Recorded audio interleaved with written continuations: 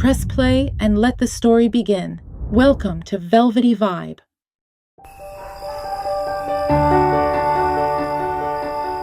Yalda froze. Her mind couldn't grasp what she was hearing. What did you just say? Mr. Reza, are you serious? You're joking, right? No, dear Yalda, he said quietly, but with unmistakable seriousness. I'm completely serious, but please let me say everything first. Then you can tell me what you think. Her face turned pale. Her heart was racing, and a storm of emotions churned inside her. Was that what all his kindness had been about? Was this why he brought me into his home? Had he always planned to raise me as a future daughter-in-law for his son? Yalda felt a wave of resentment. How could I be so naive? She thought bitterly. All this time, I believed in his love like that of a father. And now this? Her gaze dropped, locking onto the sugar bowl on the table, frozen. Mr. Reza's calm voice broke through her thoughts. I know what you're thinking, my dear, but you're wrong. I love you more than I love my own children. Swear to God. I've thought about this for a long time, carefully, deeply. I would never bring this up if I thought it might hurt you. I know you'll have plenty of good opportunities in life. But I also know my son. I raised him. I know he's a good man deep down, and if he had the right motivation, the right person beside him, he could truly shine. I believe that person is you. He paused, then added warmly, You're kind, you're educated, you're patient, full of life and energy, full of pure, genuine feelings. I'd be honored to have you as my daughter-in-law, to see you and Shahaab together. That's all I want. That's my only wish. He took a deep breath and continued, I swear to you, if I had the slightest doubt about Shahab's character, or if I thought for a second this could bring you pain, I would never even suggest it. But this marriage, if it ever happens, won't be like others. I've thought of every possible outcome, and if I'm wrong, if things don't turn out well, I'll make sure you're never the one who suffers. Yalda felt overwhelmed, like the ground beneath her was crumbling. She could barely hear him anymore. Her thoughts were spiraling. One thing she was sure of, her answer would never be yes, but still, she felt a twinge of sorrow. The look in Mr. Reza's eyes, those weary, pleading eyes full of hope, melted something in her. He's fooling himself, she thought. No matter how hard he tries, he can't bring his son back by tying him to someone like me. She'd heard things, bits and pieces from Parvaneh and Hossein, and though she'd never met Shahaab, she'd built a picture in her mind of a rough, arrogant man. Trying to gather her thoughts, Yalda heard him say softly, You're so quiet, Yalda. Tell me what you're thinking. She pulled herself together, met his gaze, and said, Honestly, I don't know what to say. Everything you've told me, it's a lot. Very unexpected. I mean, if I'm being honest, I can't take this seriously. Not right now. You've done so much for me. Everything I have, I owe to you. But please don't ask me this. She tried to stay calm, to keep her words gentle. I'm not even thinking about marriage. And even if I were, I couldn't consider marrying your son. I don't know him. I've never even seen him. I can't base something this important on just your word. Besides, from what I've heard, I doubt he'd even agree to something like this. Mr. Reza looked at her, weary and worn, his lips dry, his eyes heavy. It was clear he didn't have much strength left. But still, he said, I understand, my dear. You're a wise girl. I know that. But let me explain everything first. Please, just tell me one thing, dear Yalda. How old are you now? Yalda didn't answer. She knew where he was going with this. He asked again, more firmly, I'm asking seriously, how old are you, Yalda? She shifted slightly as if doing the math in her head. Then finally, quietly, she said, I'm 32. It was as if Mr. Reza's eyes had suddenly opened. A smile sped across his face as he leaned back in his chair. Well, well.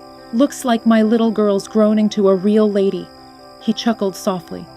All this time I thought Yalda was still a kid, I had no idea our little miss had grown up so fast." Then he laughed a bit louder and added, "And now she's running away from marriage." His laughter was weak, but heartfelt. Yalda laughed too, surprised, almost amused by the sudden reminder of her own age. Mr. Reza nodded and said with a more serious tone, "See, I told you, now's the time." His voice shifted as the playfulness faded. "I know you've had suitors. I've even seen one of them a few times. Twice, he even spoke with me directly."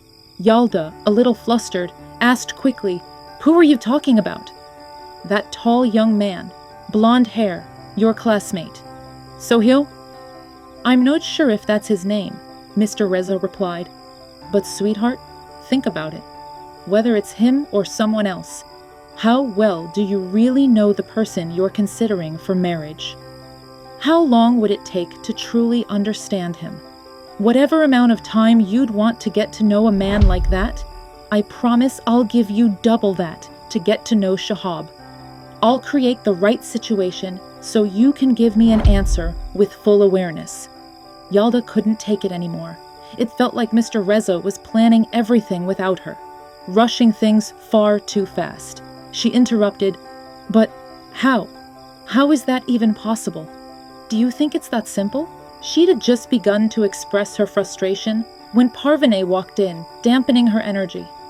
Yalda lowered her voice and quickly cut herself off. Parvane stepped into the courtyard, holding a bowl of fruit. "I saw you two were deep in conversation, so I thought you might want a little something to snack on." "You're always so thoughtful. Thank you, Parvane," Yalda said warmly. She placed the fruit bowl on the table, picked up the empty teacups, and asked, "Would you like more tea?" Mr. Reza shook his head and gestured no with his hands. Then, leaning in again, he returned to Yalda's last words. "Dear Yalda, you're being hasty. If you just let me finish, I'll answer every question you have. I swear, there's no harm in this for you. Please, just hear me out." Yalda saw it then, in his eyes, the faint flicker of hope that still remained.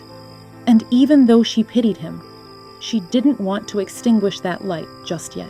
So she nodded slightly, pressed her lips together, and said, "All right, tell me everything. Everything I need to know. But just so we're clear, I'm not making any promises. I'll think about what you said. That's it." Mr. Reza reached for the fruit, picked up a cluster of grapes, and offered it to her. Yalda took one, popped it into her mouth, and let the sweet taste dissolve the bitterness that lingered there. He seemed calmer now, leaning into his chair, slowly eating the grapes one by one. They exchanged looks, but each was lost in their own thoughts. Mr. Reza was thinking about how to lay out the rest of his plan in a way that would convince Yalda, how to make sure everything turned out exactly as he wanted. Yalda, meanwhile, was thinking about everything she'd just heard. About Mr. Reza, his son, and this strange, impossible request. Then Mr. Reza rubbed his thin, weathered hands over his face and said, "My dear girl, trust me. The truth is, I haven't even spoken to my son about any of this yet. I wanted to hear your thoughts first. And honestly, you're probably right. Shahaab will likely reject the whole idea, but I've worked out something that would benefit you both, and I believe once he hears the full plan, he'll agree." He paused. "Here's what I'm proposing. I want the two of you to get married, just for 6 months. That's all. We'll have a simple ceremony at a friend's house. You'll be legally married, and then you'll move into Shahab's home. For those 6 months, you'll live together, but as strangers. No physical relationship whatsoever. You two must not go beyond the boundaries of brother and sister. If by the end of that time you've kept that agreement, then I'll give you your divorce papers and a clean ID, nothing to show you were ever married. And 1/3 of everything I own will be yours." He looked directly into her eyes. "Yes, you heard right. 1/3 of my estate to you, and another 1/3 to Shahaab. That means after 6 months, You'll be the legal owner of 1/3 of my assets. You won't lose anything. All that changes is where you live. You'll still go to university, still do everything you're doing now. No one needs to know what's happening. Keep it completely private. But let me be clear. If at any point your relationship with Shahaab goes beyond what I've laid out, if you become intimate, if there's even the chance of a child, then everything changes. You'll be bound to stay together, and I won't be transferring anything to your name. That's the one non-negotiable rule. He leaned back slightly. As for your expenses, I'll make it look like Shahaab is covering everything, but I'll actually open an account in your name. I'll deposit money into it every month, so you'll have whatever you need. But during those 6 months, I want no contact from either of you, unless absolutely necessary. That's it. That's everything you needed to know. After finishing his last sentence, Mr. Reza let out a deep breath and leaned back in his chair again. Yalda looked at him in disbelief. Confusion clouded her eyes, her face full of unspoken questions. Finally, she broke the silence. But what's all this for, Mr. Reza? I'm sorry to say this, but it's like you're playing a game. Are you being serious? Why would I marry someone you don't even fully trust yourself? Who said I don't trust him? He asked. It's obvious, from the way you keep repeating that it's only for 6 months, and how you're insisting everything ends afterward. So clearly you don't expect it to work out. Why are you trying to throw me into something that might ruin my life? Her voice trembled. She felt like she couldn't keep quiet any longer. Something inside her was cracking. She couldn't believe Mr. Reza thought he had the right to plan her future like this.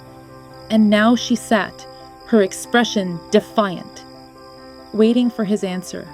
But Mr. Reza remained calm, still gentle. He shook his head and looked at her with a kind of wise affection. "May I go blind if I ever wished for you to suffer," he said softly. "You're so precious to me, Yalda. You're all I have." He ran a hand down his face, pressed his chin for a moment in thought, and then continued. "My dear, the reason I keep stressing the 6 months is because if everything I've planned turns out to be wrong, you still have a way out. Think of it like a trial, a pre-marriage test. Then why can't we just date for 6 months?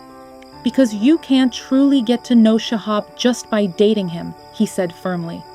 "No one really shows who they are during casual meetings, not unless you live with them day and night. Shahaab is the type that might say yes to dating. But then you'll hardly see him. Sure, maybe you'll go out for dinner a few times, have some conversations, but with my plan, you'll be living together, like 2 students sharing a dorm. You'll see the real person." "But isn't that just lying to ourselves?" "I don't know. I can't seem to understand your reasoning," Yalda muttered. "It's not complicated," Mr. Reza said gently. "Just try to trust me. Let me ask you something again. If someone with decent qualities came to propose to you, someone you liked, what would happen?" "Well, we'd probably get engaged and meet a few times," Yalda answered. "Exactly. And some people even get married during their engagement, don't they?" "Yes, that's true." "Good girl. Now think about it. How many people do you know who basically treat the engagement period like marriage? Some even get pregnant before truly knowing each other." Yalda gave a shy smile and said, "Where are you going with this?" "I'm saying, in that situation, do they have a way out? Do they stop to think whether they can live with each other for a lifetime? Do they really get to know one another during engagement? I say, live under one roof for 6 months, see each other's daily habits, flaws, and strengths. Test your compatibility. And I know you, Yalda. I know your heart, your character. I'm sure you'll be able to see him clearly. And if after 6 months you're not happy, not even a little, then you simply walk away. You go home as if nothing ever happened." Yalda jumped in, her voice sharp. "But how can you guarantee that nothing will happen? How can you be so sure?" What if it doesn't go the way you planned? How am I supposed to live with a man I barely know under the same roof and still go to university, focus on my studies, act normal? And with all due respect, how do you know your son will stick to your rules? What if he doesn't? My dear, Mr. Reza interrupted calmly. What stronger guarantee do you want than my word? Don't you trust me? I raised Shahaab. Yes, we've had our differences lately, and we're a bit distant these days. But that's a separate matter. Shahaab is not just some random man off the street. He's not someone you need to be afraid of. I do trust you, Yalda said quietly. And I know you only want what's best for me. But I still think this is a huge risk. You can't control how your son will behave after marriage. Sweetheart, the only reason this sounds so scary to you is because you weren't expecting it. I get it. You're anxious. And it makes sense, especially since you've never even met Shahaab before, and probably everything you've heard about him from Parvaneh and Housemate hasn't helped either. But it's like nothing I say can make you see this in a positive light. Look, every marriage is a risk. All I wanted was to give my son the chance to be happy. I've never seen a girl more suitable for him than you, and I've never seen a better match for you than him. He paused, his voice still steady, but his gaze more intense. I can't guarantee how he'll behave in the future. No one can. But I can count on the promise he made me. After 6 months, you'll know enough to decide. And the reason I insist on keeping things limited during that time is to protect your freedom. You shouldn't feel obligated to stay if it's not right. Dear Yalda, he added more softly, I know both of you well. That's why I've made this request. I want to keep both of you in my life. I don't want to lose you, but the choice is yours. If you say no, I won't force anything on you. It's completely up to you. Now I think you should rest. I've said too much, and I know you're not feeling well either. Maybe I'm wrong. Maybe I've made a mistake. Let's just go to bed. Without waiting for a response, Mr. Reza pushed his chair back and slowly stood up, clearly weighed down by his thoughts. Yalda could sense how hurt he was. His back may have been a little hunched, but he still stood tall, walking with calm, deliberate steps. His shadow stretched under the moonlight as he passed by her and disappeared into the hallway. Yalda couldn't move. The air had grown cold. Then she heard Parvaneh's voice from inside the house. Yalda, come on, dear. It's late. It was already past midnight.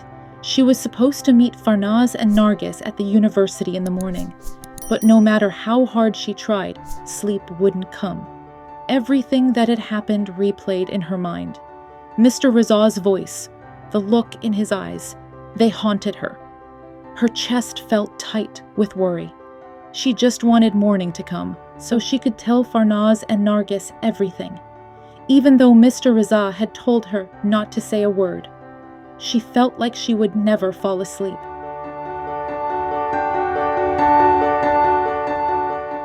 And yet, when she opened her eyes, the morning sun was already spilling across her room. Parvaneh was calling from outside the door, trying to make sure Yalda could hear her clearly. Dear Yalda, your friends called. They said they're already on their way. Yalda shot up in bed like she'd been struck by lightning. Her head throbbed. She didn't want to move. For a moment, her mind went blank. No thoughts, no memories. She stared at the flowers on her bedsheet, trying to ground herself. Then it clicked. Oh, right. I was supposed to meet Farnaz and the others. Why am I so tired? And just like that, everything came flooding back. Her mind spiraled. The memory of last night, Mr. Reza, the conversation. Suddenly, a strange impulse took over her. She couldn't resist it, couldn't explain it. She opened her bedroom door quietly. The hallway was empty. She softly called out for Parvaneh at the bottom of the stairs to make sure she wouldn't suddenly run into her, and then quickly made her way to Mr. Reza's room. He usually wasn't home at this time of day. Her hand turned the doorknob. It opened easily. Inside, she gently closed the door behind her and moved toward the desk drawer. She pulled it open and began flipping through the papers inside. She didn't even know what she was looking for. But she was looking for something. She told herself, it's just curiosity, nothing more. And then she found it. A photograph. Her heart jumped. Why am I this excited? I always get worked up over the dumbest things. It was a portrait of a young man. She held the photo up in front of her tired, puffy eyes. It was Shahaab. She stared at it, as if trying to discover something hidden in his expression. Then she heard Pervineh's voice from the hallway, asking Mash Hossein if he had seen her. Yalda quickly snapped back to the moment, hid the photo in her clothes, and rushed to close the drawer, tidying it up just enough not to arouse suspicion. Mr Reza normally kept the family photo album locked away in a closet, the key always with him. But Yalda remembered one time, months ago, when he had called from outside and asked her to grab a friend's phone number from that drawer. That's when she'd briefly seen this photo, but hadn't thought much of it then. She tiptoed out of the room and was halfway up the stairs when Pervineh appeared. "Good morning. Where have you been?" she asked, clearly surprised. "Oh, hi. I was just, where were you? I didn't hear you calling," Yalda said, flustered. Pervineh gave her a funny look. "I've been calling for an hour. Your tea's cold already." Okay, I'll be down in a minute." Yalda rushed back into her room, pulled the photo from her clothes, and sat on the bed, staring at it again. He wasn't bad looking at all. Thick eyebrows, almond-shaped dark eyes, black hair. His nose had a nice shape, and his lips were full. His jaw was strong, and his face had a commanding presence. His hair was thick and a bit long. Minutes passed. She sat frozen, photo in hand, lost in thought. At last, around 11, she was finally ready to leave. Nargis had called again, twice now, so she had no choice but to call a cab.